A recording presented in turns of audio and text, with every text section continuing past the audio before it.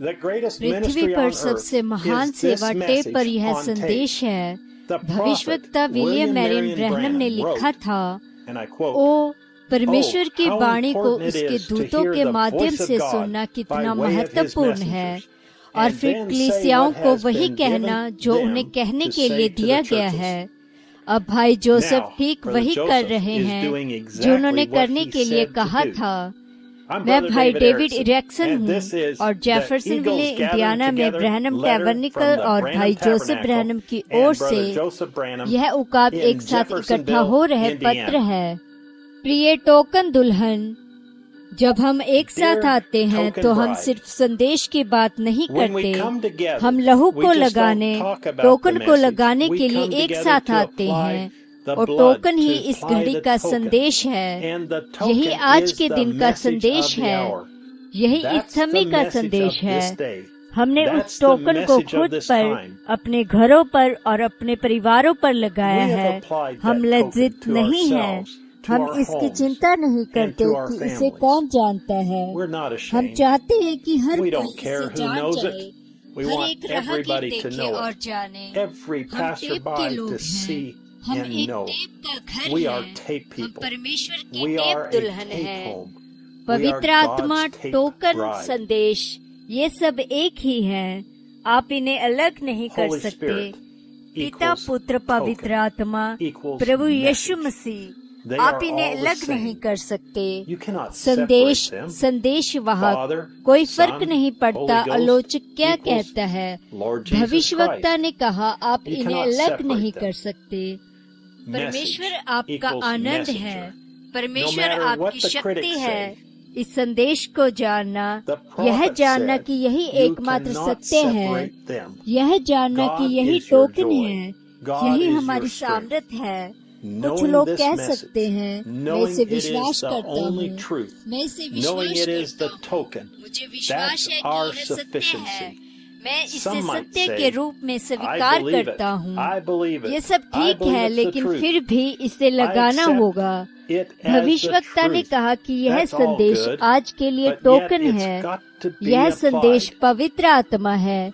यदि आपके पास इस संदेश का कोई प्रकाशन है तो आप स्पष्ट रूप से उस समय को देख सकते हैं जिसमें हम जी रहे हैं। इसलिए बहुत से लोग कह रहे हैं, मैं इसे विश्वास करता हूँ, परमेश्वर ने एक भविष्यवक्ता को भेजा, यह इस घड़ी का संदेश है। God sent a prophet. It is the message of the hour. But boast by saying they do not and will not play the very voice of the token in their churches. ने अपने शक्तिशाली दूत के जरिए से बात किया और न ही बस ऐसे ही कुछ भी नहीं कहा जब तक उसका कोई अर्थ न हो।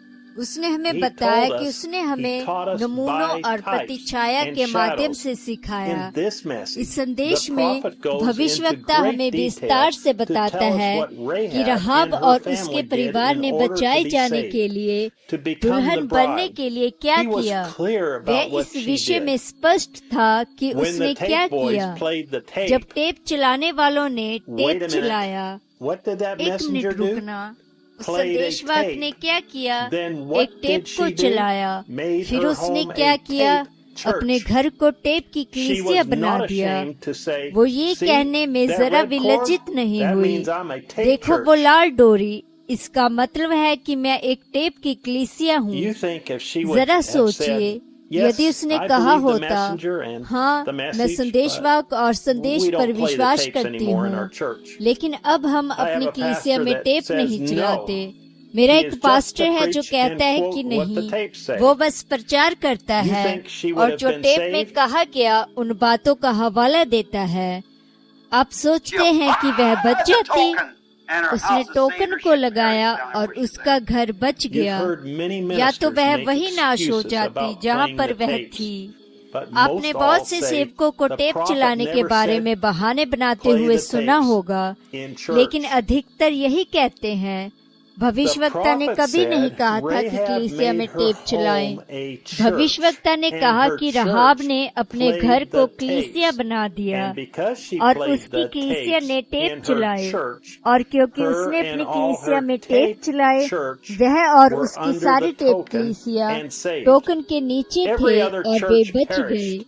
बाकी हर एक कलीसिया नाश हो गई। भाइयों और बहनों, कृपया मैं ये नहीं कह रहा हूँ कि एक पास्टर इस संदेश का प्रचार नहीं कर सकता, या यदि वह करता है तो यह गलत है। मेरे अपने तरीके से मैं अभी इस पत्र के जरिए से प्रचार कर रहा हूँ, लेकिन अपने हृदय को खोलकर सुनना कि भविष्यवक्ता क्या कह रहा है और आपको किस बारे में चेतावनी दे रहा है।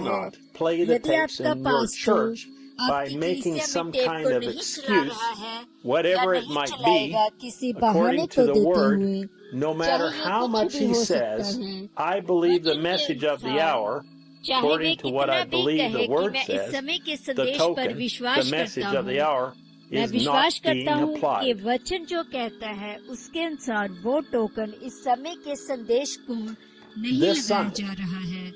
I invite you to come listen with the Branham Tabernacle at 12 p.m. Jeffersonville time to the message token 630901M. If you can't join यदि आप हमारे साथ नहीं जुड़ सकते तो कोई भी टोकन के संदेश को चलाए और उसे लगाए।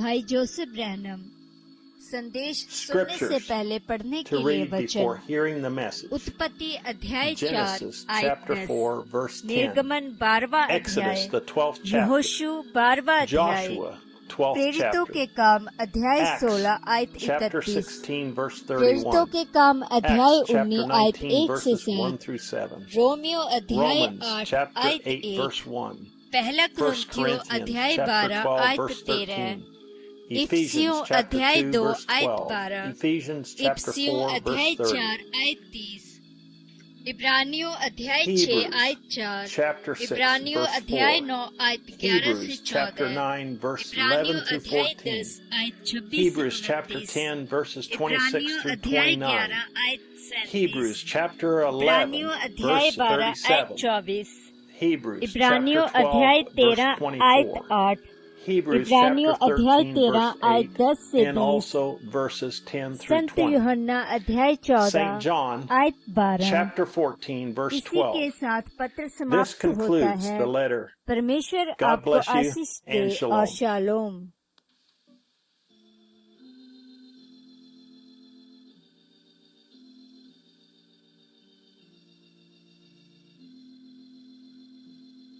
These are the books I just received from Voice of God recordings yesterday or the day before.